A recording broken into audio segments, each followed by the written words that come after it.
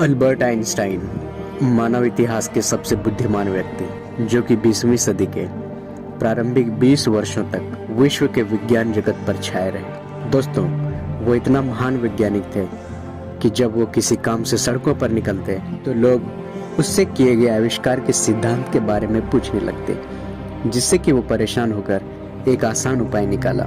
और जब लोग उससे कुछ पूछते तो वो कहता कि माफ कीजिए, मुझे अक्सर लोग प्रोफेसर आइंस्टाइन समझ लेते हैं, पर वो मैं नहीं हूँ। मेरे दोस्त, वो हमेशा एक बात कहता था कि मैं कोई अलग और ख़ास व्यक्ति नहीं हूँ, बस मुझ में सिर्फ एक बात है कि मेरे अंदर जिज्ञासा कूट कूट कर भरी है।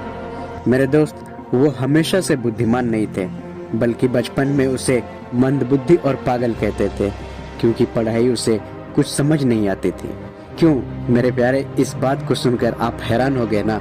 लेकिन इतना ही नहीं, बहुत सारी ऐसी बातें हैं जिन्हें सुनकर आप आश्चर्यचकित रह जाओगे। अगर आप जानना चाहते हो कि अल्बर्ट आइंस्टाइन कैसे मंदबुद्धि बालक से सदी का सबसे जीनियस व्यक्ति बन गया, तो स्वागत है हमारे चैनल ट्रू गाइड वर्ल्ड में। और मैं मोहम्मद अकील अहमद अपने यूट्यूब चैनल में आप लोगों का फिर से स्वागत करता हूँ। चलिए आज की वीडियो को मैं शुरू करता हूँ। दोस्तों, अल्बर्ट आइंस्टाइन का जन्म 14 मार्च 1879 को जर्मनी के एक यहूदी परिवार में हुआ। उनके पिता का नाम हरमन आइंस्टाइन और माँ का नाम पॉलिन आइंस्टाइन था। और जब वो पैदा हुआ था ना, तो वह देखने में सब बच्चों से अलग दिखता था, क्योंकि उसका सिर सामान्य बच्चों से बड़ा था।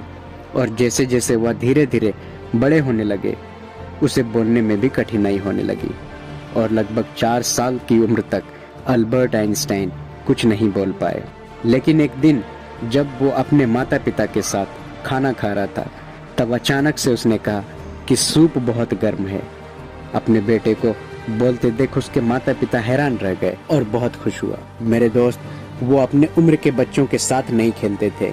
उन्हें पेड़ पौधे, वातावरण बहुत पसंद था और वह अपनी एक अलग ही दुनिया बना रखी थी। उसके मन में हमेशा ये बात रहती थी कि आखिर ये दुनिया कैसे चलती है। अपने बोलने में होने वाली कठिनाई के कारण वो स्कूल जाना बहुत बाद में शुरू किया था। और हैरान करने वाली बात यह है मेरे दोस्त कि स्कूल उसे जेल की तरह लगता था और वो इससे काफी परेशान भी रहता था। एक दिन वो अपने क्लास के अध्यापक से पूछा, सफल जिंदगी पाने के लिए क्या करना चाहिए? तो उसके टीचर ने कहा कि अभ्यास ही सफलता का मूल मंत्र है। उसी दिन वो अपने मन में ठान लिया कि मुझे जीवन में कुछ बड़ा करना है, और लग गया मेहनत करने के लिए, लग गया परिश्रम करने के लिए, लग गया अभ्यास करने के लिए। कभी पढ़ने में मन नहीं लगता, फिर भी किताब हाथ से नहीं छोड़ते थे और अपने मन को समझाकर फिर पढ़ने लग जाते थे। और मेरे दोस्त, कुछ ही दिनों में उसकी मेहनत रंग लाने लगी, जिसे देखकर उसके स्कूल टीचर भी हैरान रह गए। और आगे चलकर वो कठिन विषय गणित को चुना, लेकिन आगे की पढ़ाई आर्थिक स्थिति कमजोर होने की वजह से थोड़ी समस्या हो गई। मेरे दोस्त, वो शौक और मौज में एक भी रुपया नहीं खर्च करता था। इससे जुड़ी मैं एक किस्सा आपको सुनाता हूँ। बरसात का मौसम था, अल्बर्ट आइंस्टाइन कहीं जा रहा था और तेज बारिश हो रही थी। उसका जो टोपी था ना, वो अपने कोट में बगल में दबा कर जा रहा था। तभी एक सज्जन ने उससे पूछा, भाई बारिश हो रही है, तुम्हारा सर भीग रहा है, लेकिन तुम टोपी को हाथ में लेकर क्यों जा रहे हो?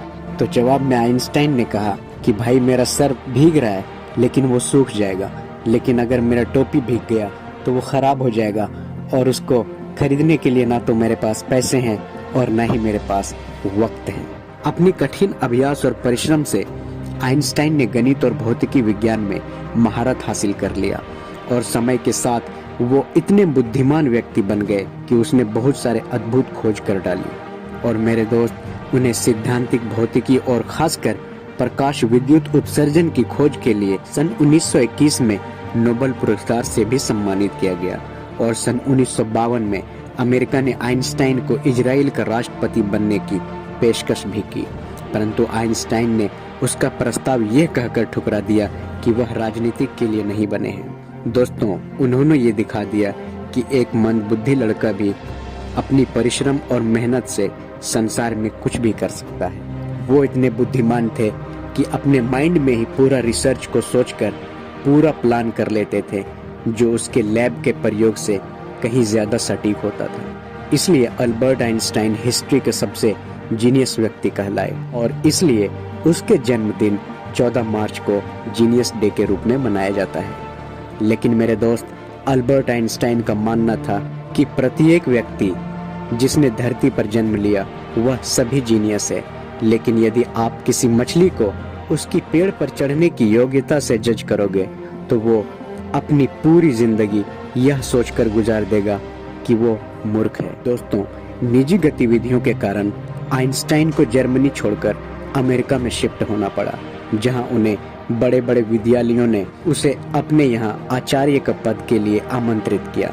एक बार जब उसके प्रशासनिक अधिकारी ने कहा कि आप प्रयोग के लिए आवश्यक उपकरणों की सूची दे दीजिए ताकि उसे जल्द से जल्द उपलब्ध कराया जा सके, तो इतने में आइंस्टाइन ने कहा कि मुझे सिर्फ एक ब्लैक बोर्ड और कुछ चौक दे दीजिए, और हाँ, कुछ पेपर भी रखना और एक बड़ी टोकरी भी चाहिए, क्योंकि जब मैं काम करता हूँ तो बहुत सारी गलतियाँ हो जाती हैं, जिससे कि छोटी टोकरी कागज की रद्दी से बहुत जल्द भर जाती है। मेरे दोस्त, अल्बर्ट आइंस्टाइन कभी गलती करने से नहीं घबराते थे। वो कहता था कि जो व्यक्ति कभी गलती नहीं की वो कभी जिंदगी में कुछ करने की कोशिश ही नहीं की, और वह सबसे अलग तरीके से प्रयोग करते थे जिसे देख सब चौंक जाते थे।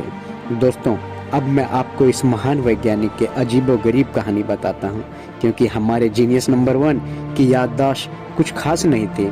उसे डेट, फोन नंबर याद करने में बहुत दिक्कत होती थी। मेरे दोस्त कहते हैं कि जब अल्बर्ट आइंस्टाइन को घर जाना था तो वो टैक्सी में बैठा और वो अपने घर का एड्रेस भूल गया। तो जब टैक्सी ड्राइवर ने उससे पूछा कि आपको कहाँ जाना है, तो उसने कहा कि अल्बर्ट आइंस्टाइन को आप जानते हो, उसके घर मुझे पहुँचा दो। तो टैक्सी ड्राइवर ने कहा, सर, अल्बर्ट आइंस्टाइन को कौन नहीं जानता है, आप मुझे बोलिए, मैं उसका घर पहुँचा दूंगा। तो उसने कहा, बात कुछ ऐसी है कि अल्बर्ट आइंस्टाइन मैं ही हूँ, लेकिन मुझे पता नहीं है कि मेरा घर कहाँ है। फिर अल्बर्ट आइंस्टाइन को वो ड्राइवर उसके घर तक छोड़ा, और अल्बर्ट आइंस्टाइन की बहुत आग्रह करने के बाद भी उसने अल्बर्ट आइंस्टाइन से किराया तक नहीं लिया। और एक बार की बात यह है मेरे दोस्त कि अल्बर्ट आइंस्टाइन ट्रेन से कहीं जा रहे थे। जब टिकट चेकर ने उससे ट्रेन का टिकट दिखाने को कहा तो अल्बर्ट आइंस्टाइन अपने पॉकेट में खोजने लगे, और जब पॉकेट में नहीं मिला तो वो अपने सूटकेस में खोजने लगा। फिर भी वो वहाँ पर नहीं मिला तो सीट के इधर उधर वो देखने लगा, और टिकट चेकर ने उसे पहचान लिया था कि ये प्रोफेसर अल्बर्ट आइंस्टाइन है। और उसने कहा कि सर, अगर टिकट नहीं मिल रही तो कोई बात नहीं, मुझे पक्का मालूम है कि आपने टिकट जरूर लिया होगा, छोड़ दीजिए। फिर टिकट चेकर ने आगे बढ़ गया और वापस मुड़ के देखा तो अल्बर्ट आइंस्टाइन फिर से उसको खोज रहा था। वापस आकर उस टिकट चेकर ने अल्बर्ट आइंस्टाइन से कहा कि सर, अगर टिकट नहीं है तो छोड़ दीजिए, कोई प्रॉब्लम नहीं है। तो अल्बर्ट आइंस्टाइन ने कहा, नहीं नहीं, मुझे अगर टिकट नहीं मिलेगा तो मुझे पता कैसे चलेगा कि मुझे जाना कहाँ है। दोस्तों, कुछ इस प्रकार के थे हमारे जीनियस डॉक्टर अल्बर्ट आइंस्टाइन। मेरे प्यारे दोस्त, आज के ज़माने में हम जितने भी देखते हैं इंटरनेट की दुनिया में, तो कहीं ना कहीं अल्बर्ट आइंस्टाइन का भी इसके पीछे बहुत बड़ा रोल है।